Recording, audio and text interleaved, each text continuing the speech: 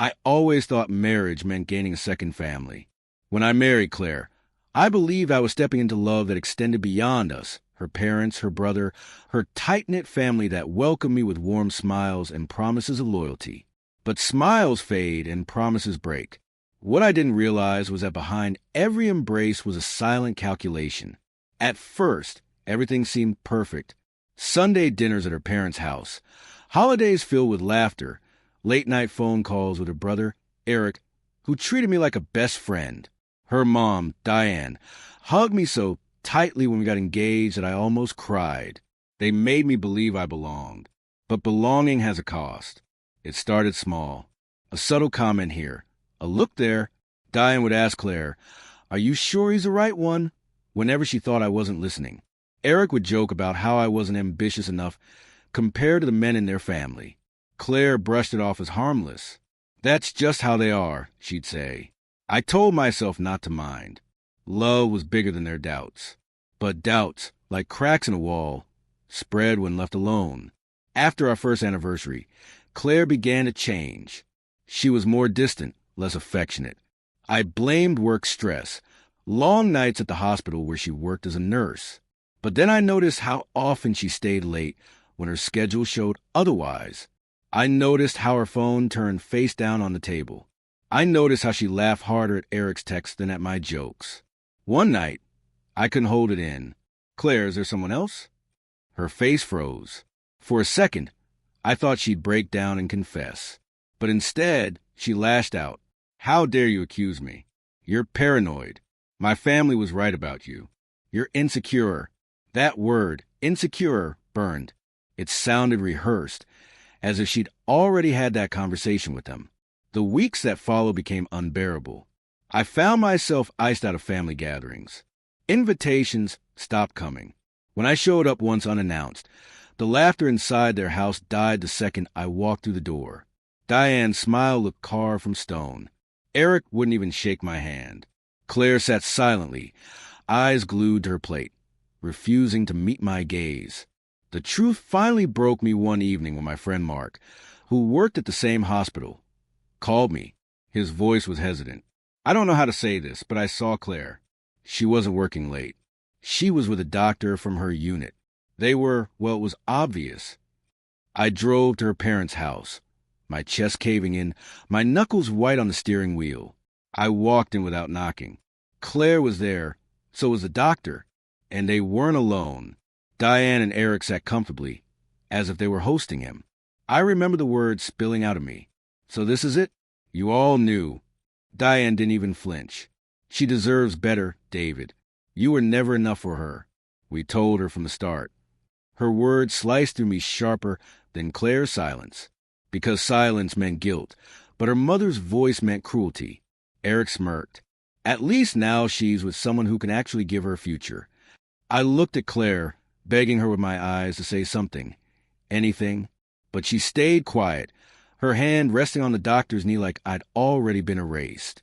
I left that house shattered. The woman I loved, the family I trusted, had not only betrayed me but planned it, sanctioned it. It wasn't just an affair. It was a collective execution of everything I believed was real. I didn't beg. I didn't scream. I cut ties, filed for divorce, and let them believe they'd won. They thought they'd broken me, but they only sharpened me. A year later, I'd built myself back up, new job, new city, new people who valued me. Meanwhile, I heard whispers through mutual friends. The doctor left Claire after 6 months. He never wanted her long term. Diane and Eric tried to patch her back together, but the damage was done. Sometimes revenge isn't loud. Sometimes it's just living well when the people who try to destroy you end up trapped in the wreckage they created. But I'd be lying if I said it didn't still hurt. Family isn't supposed to become your enemy, and love isn't supposed to be weaponized by the people closest to you. Still, their betrayal gave me one gift, clarity. I'll never again confuse acceptance with manipulation. I'll never again fight for a place in someone else's family. I'll never again ignore the small cracks that warn you something is breaking. Because in the end, it wasn't just Claire who betrayed me. It was all of them. And I walked away carrying the scar of a family I never truly had. I thought walking away was the end. But betrayal never ends so neatly. It lingers like smoke in your lungs, choking you when you least expect it. Months passed, and I tried to move forward. I buried myself in work, forced myself into routines, joined a gym, even tried dating again. But every time a woman smiled at me, I'd hear Diane's words, "You were never enough." Every time someone held my hand, I'd remember Claire pulling hers away. One evening, I got an unexpected message from Eric's wife, Julia. She'd always been kind, quiet, the type who blended into the background while the rest of the family dominated the room. Her message was short. "We need to talk. There are things you don't know." I hesitated. Why would she reach out? Was it a trap? Another cruel game? But something in her tone, desperation, maybe, made me agree to meet. We sat in a small cafe, her hands trembling around her coffee cup. She didn't waste time. They turned you into the villain. But David, you were never a problem. Claire was. Her mother encouraged her to look for someone better long before you suspected anything. I leaned back, my stomach churning. So they planned this? Julia nodded. Diane always wanted control. Claire was her favorite, and she pushed her to marry someone who could benefit the family. When you didn't fit their mold, they started poisoning her against you. Eric went along with it, because he's always lived in Diane's shadow. She paused, voice breaking. But now it's happening to me, too. They're tearing my marriage apart the same way. Her words hit me harder than I expected. I had been collateral damage, yes, but I wasn't alone. Diane's grip extended far beyond me. She destroyed anything that didn't serve her image. What do you want me to do about it? I asked. Julia's eyes flickered with something fierce, something that surprised me. Help me expose them. Help me show everyone who they really are. I didn't want revenge. At least, that's what I'd been telling myself. But deep down, the wound they left still burned. And here was my chance. Not a scream, not a fight, but to finally make the truth visible. Together, Julia and I gathered everything. Texts, emails, recordings, proof of Diane's manipulations, Eric's cruelty, Claire's betrayal. When it was all assembled, Julia filed for divorce. And in her court testimony, she laid it all bare.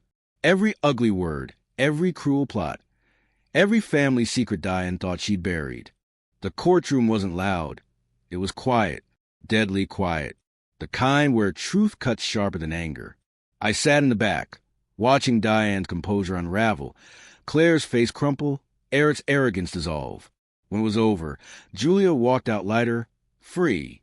I walked out with no vindication, but with something close to peace. Because revenge hadn't come from destroying them. It came from surviving them, and finally seeing them collapse under the weight of their own lies. Months later, I heard Claire try to reconcile with me. She sent letters I never opened, texts I never answered. I didn't need her apologies. Apologies can't rebuild a life they helped burn down. As for me, I moved on, not quickly, not easily, but truthfully. And when I finally met someone new, I didn't carry Diane's poison into it. I carried scars, yes, but also clarity. Because sometimes the family you lose teaches you how to recognize the one worth building. And that, finally, was my real revenge.